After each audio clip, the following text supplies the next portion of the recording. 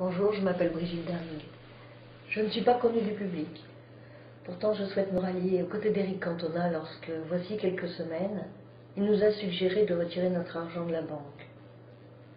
Puisque c'est l'argent qui gouverne le monde, selon lui, ce serait une manière intéressante de faire vaciller le système. Ses propos ont très vite été rachetés, jugés. On lui a même suggéré de rester à sa place. Mais n'est-il pas à sa place lorsqu'il dit ce qu'il sent, ce qu'il ressent, ce qu'il pense? N'est-il pas à sa place en tant que citoyen dans le pays qui prône les droits de l'homme et celui de la liberté d'expression? Bien sûr que l'argent a pris une importance complètement démesurée dans nos vies et sur notre planète. Je crois même que nous ne pourrions pas envisager un monde sans argent. L'argent est devenu le maître de notre vie. Il est le nerf de la guerre, comme on dit très fréquemment. Nous employons cette expression sans songer vraiment à ce qu'elle implique. Pourtant, nous devrions.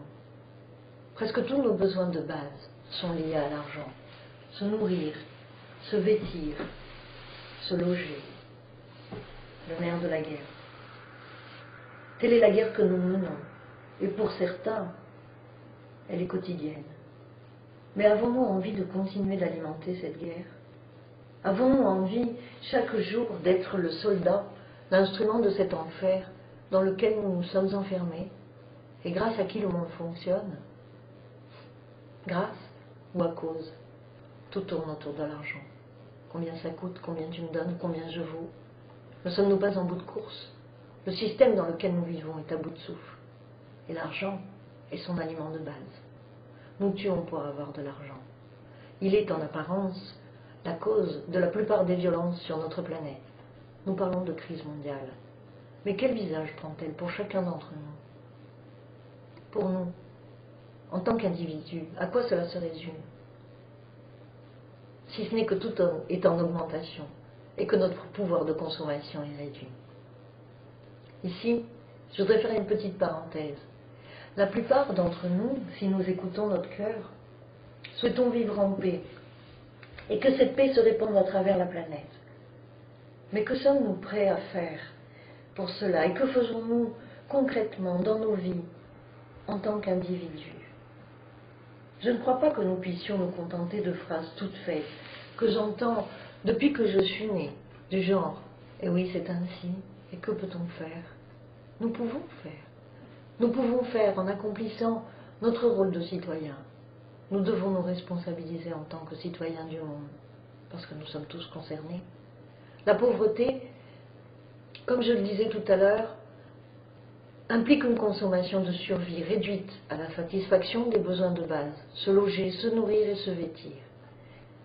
Nous pouvons donc constater, en tout cas en Europe, que le citoyen moyen a allègrement atteint son statut de pauvre.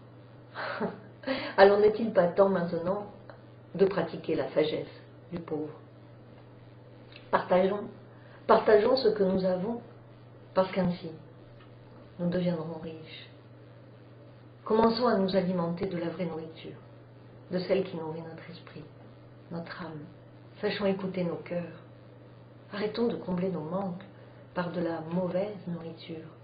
Arrêtons de nous faire croire que d'avoir ou de posséder nous rendra plus heureux, car c'est bien là-dessus que le système se nourrit.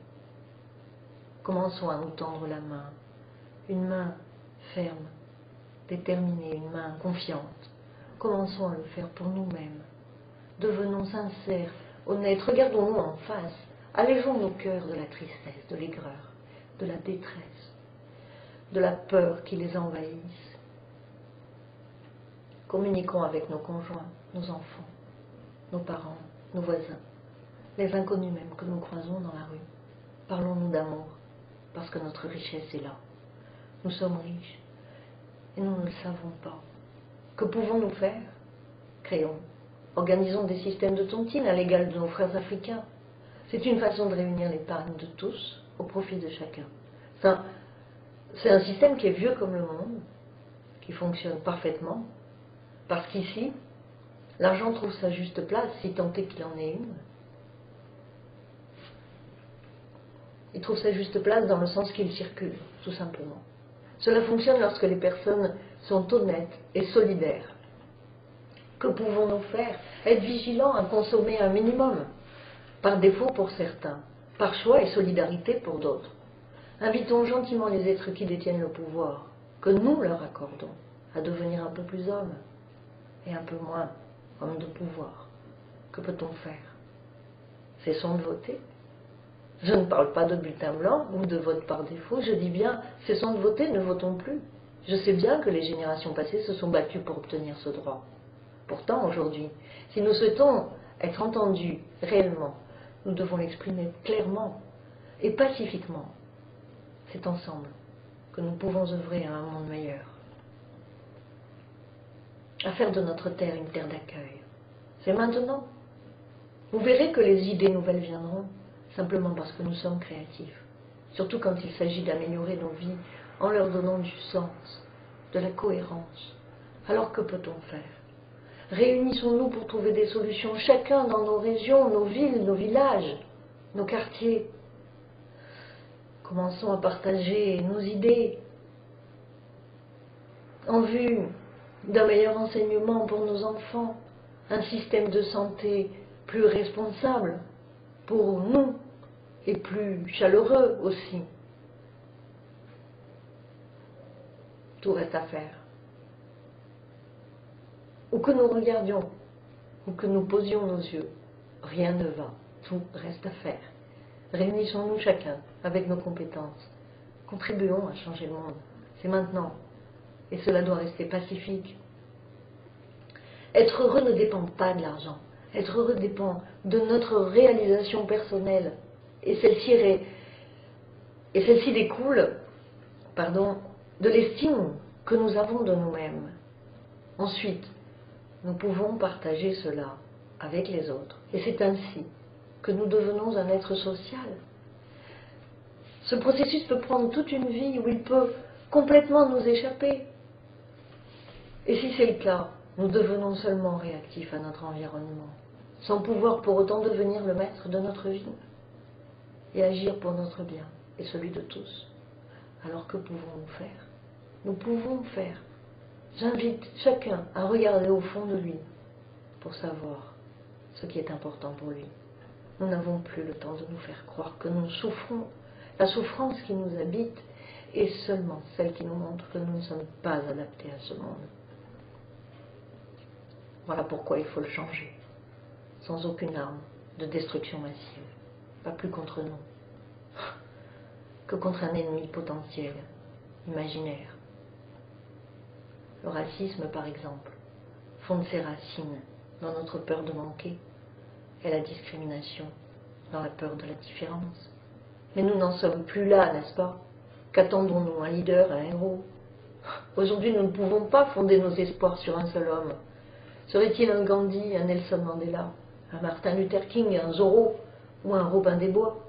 Aujourd'hui, nous tous, nous avons une parcelle de la lumière qui les a habités, nous tous. Nous devons nous lever pacifiquement pour porter cette lumière bien haut. Agir tous ensemble pour ne pas craindre d'être assassinés ou réduits au silence, par exemple, par un soi-disant système. Je dis soi-disant, parce que le système n'est pas une entité à part entière. Le système ne fonctionne pas en dehors de nous. Il n'existe pas sans nous. Nous nous donnons à lui, et nous sommes son aliment de choix, le seul. Tantôt chair à canon, consommateur toujours, et producteur, procréateur, pour perpétuer la race, l'espèce. Nous lui donnons nos enfants en pâture, et nous appelons cela la vie.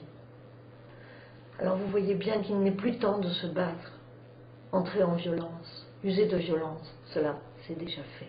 Ceci étant, la révolution pacifique est en marche et c'est maintenant. Si vous vous sentez concerné par ce que je dis, alors passez le relais, ou prenez-le, ou un peu les deux. Prenez soin de vous. Merci de votre attention.